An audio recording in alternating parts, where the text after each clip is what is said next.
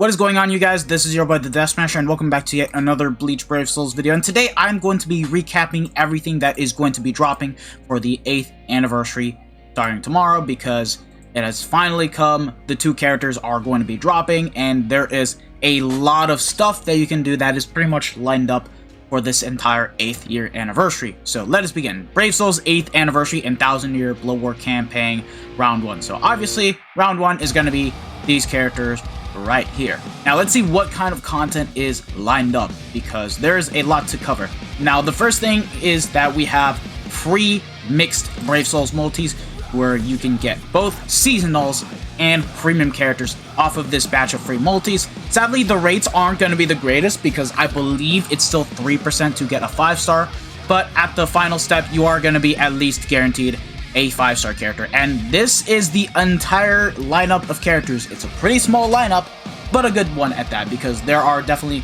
a good amount of seasonal characters, premium characters at that. This is basically from the start of 2022 up until the swimsuit banner, and there's just a lot that you can get from here. So do your free multi every day, and you're bound to get either one of these characters that are actually going to be very good and nice to have. It's crazy how this time around they decided to completely limit the batch of characters that we have right here. So yeah. Up next is the choose a 6-star lineup.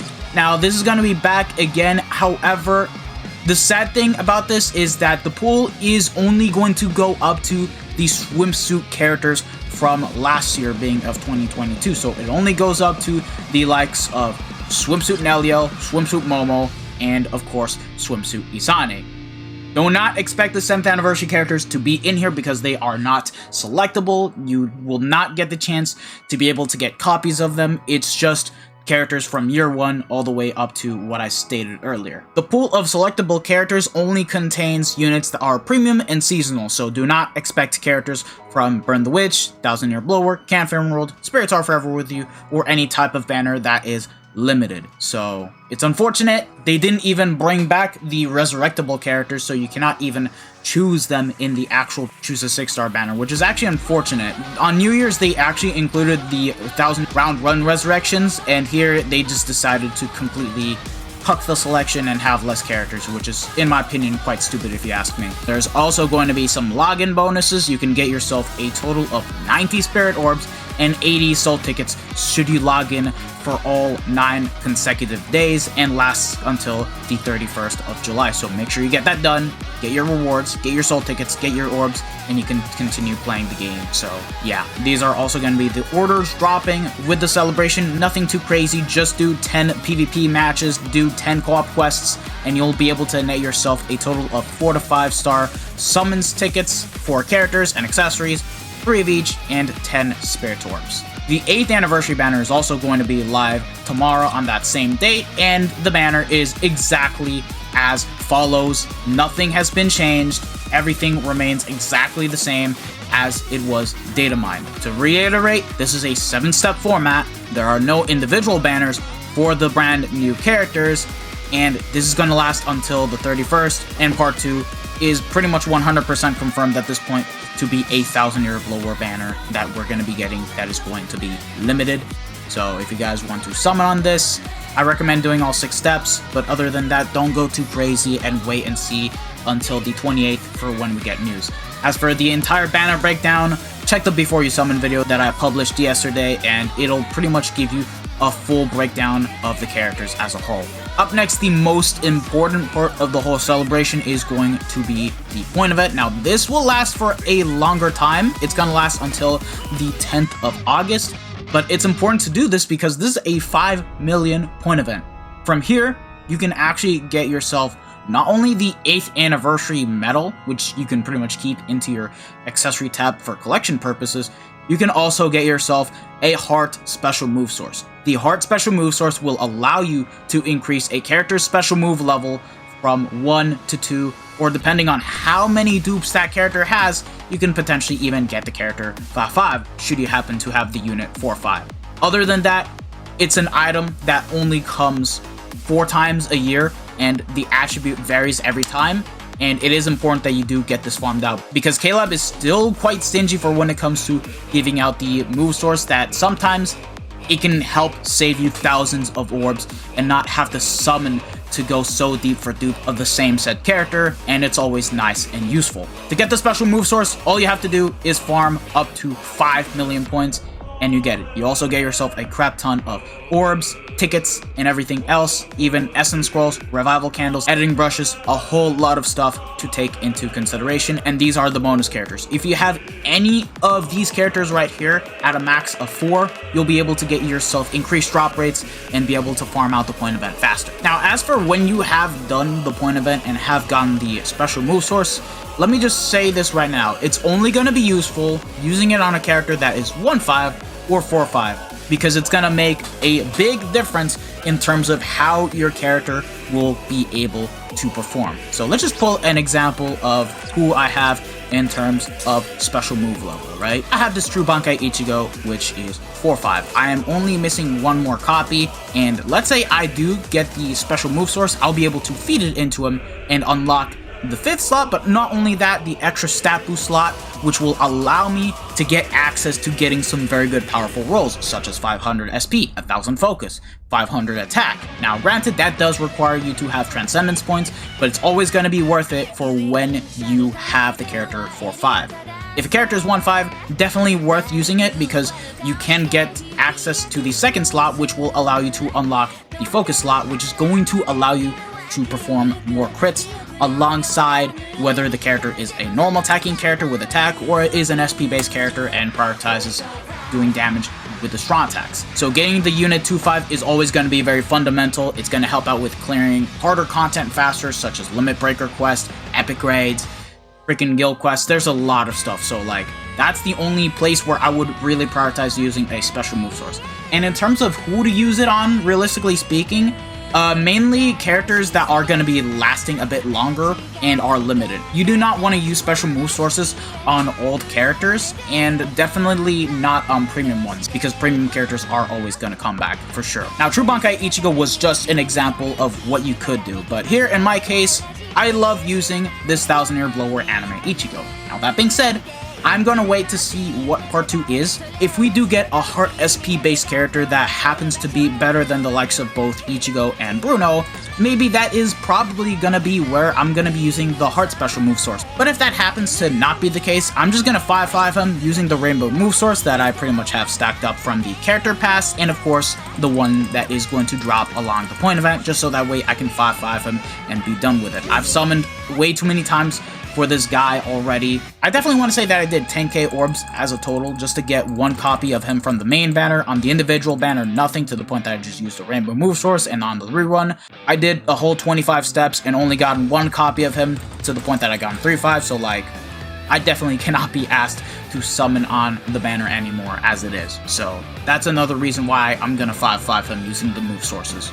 Again, that's why these move sources will help save you tons of orbs and allow you to avoid making the same mistakes that I did. So you can choose to stack up more move sources as the years and days go by with this game.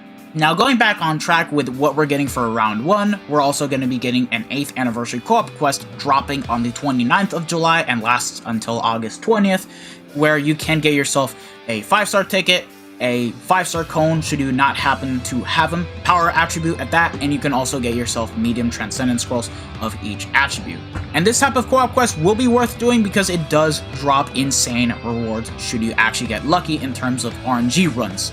We'll cover that once it comes out for sure, but it's going to be like any other co-op quest that comes out during that specific time period, and of course, New Year's, etc. Times 2 droplets is going to be back, so use this opportunity to grind up more droplets and get your units to T20. This is returning Ururu and Junta's daily free gift bonanza. Great way to get yourself a ton of soul tickets, rainbow Langsaw potions, 4 to 5-star tickets. You definitely want to do this. It's basically once every day and it lasts until the 7th of August, so make sure to do this every day. And lastly, there will be an 8th anniversary player questionnaire for you to do, that once you complete it, you can get yourself 10 spirit orbs. It's going to be available from the 24th, so you guys want to maybe leave your overall feedback about the game and what you guys think that K-Lab needs to do in order to improve the game. Personally, for me, I'm just going to be saying, hey, we need more move sources, there's co-op that needs to be fixing, and then I personally think that we need better rewards and limit break requests. But other than that, this is definitely something that you guys will want to do. K-Lab normally reads these types of questionnaires, so if we want our opinions to be heard from K-Lab in terms of making the game better for everyone else to play, this is definitely the greatest opportunity to take advantage of, for sure. And that's basically all the most important stuff that is going to be dropping at the start of the anniversary tomorrow.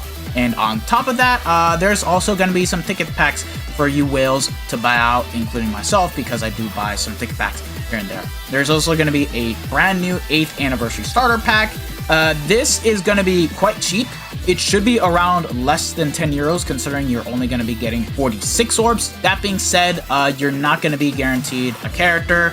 However, should you get the featured pull rate, you are going to be guaranteed to be getting between either Ulquiorra, Miuri, Orihime, Gin, Grimmjow, and Lunar New Year's Rukia. And overall, it's a very nice selection of characters that you can get from here, and I think it's worth picking up, even though it is RNG based as a whole, which in my opinion is quite stupid, but still quite good still. Then we have the actual 8th anniversary pack. This is going to cost you 25 euros, which is sadly not something I really recommend picking up, because you're still not going to be guaranteed the actual characters, just like the starter pack, and is a bit more expensive. And not to mention, the value here is, funny enough, way worse than the starter pack, since you have this Izuru right here, who's not that great.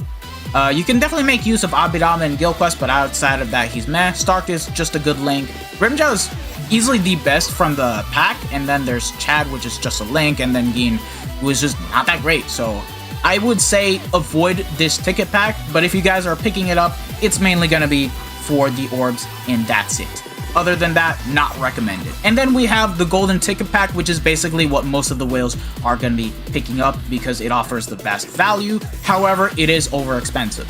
We are talking about a good $80, 85 euros. That's how much it's going to cost as a whole.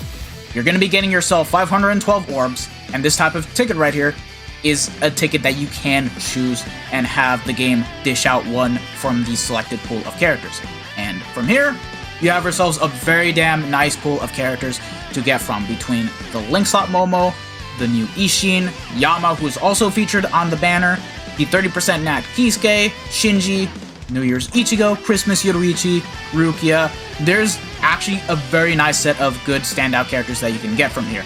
But outside of that, you can also go ahead and pick out characters from outside the pool, which basically starts from the first year of the game and goes all the way up to Swimsuit Retsu and Rukia from 2021. That's how far the actual list of characters goes to. So if you don't care about any of these characters that are featured here, you can go for the unfeatured and pick whoever you may need. That being said, it is pricey, and even then, I recommend picking out mainly the standout 5-star characters, since they are the most recent characters that we have gotten in the game, are going to be a bit more difficult to pull compared to most of the older characters, and you can definitely make use out of all these units that we have right here, with the only exception being this Soifo and this Toshiro and this Shuhei, if you guys ask me, for sure. And that's the entire 8th anniversary round 1 celebration recapped into one video. Now, are you guys gonna summon, or are you guys gonna wait and see what we get for part 2 of the anniversary? Let me know in the comment section below, because it's gonna be nice to see how people feel about this, because I see still a lot of people that are torn away from the anniversary characters being quote-unquote mid. I don't think it's the case, but that's just gonna be a topic for another video, because yeah. Thank you guys for watching. If you guys have enjoyed it, don't forget to smash that like button, share this video with your friends and family, subscribe to the channel, and hit the bell notification so that way you guys are up to date with my most recent videos. And I'm gonna be summoning with my boy Tuki, so stay tuned. This has been your boy the Dash Smasher, and I'm officially signing out. So take care, lads. Peace out. Bye.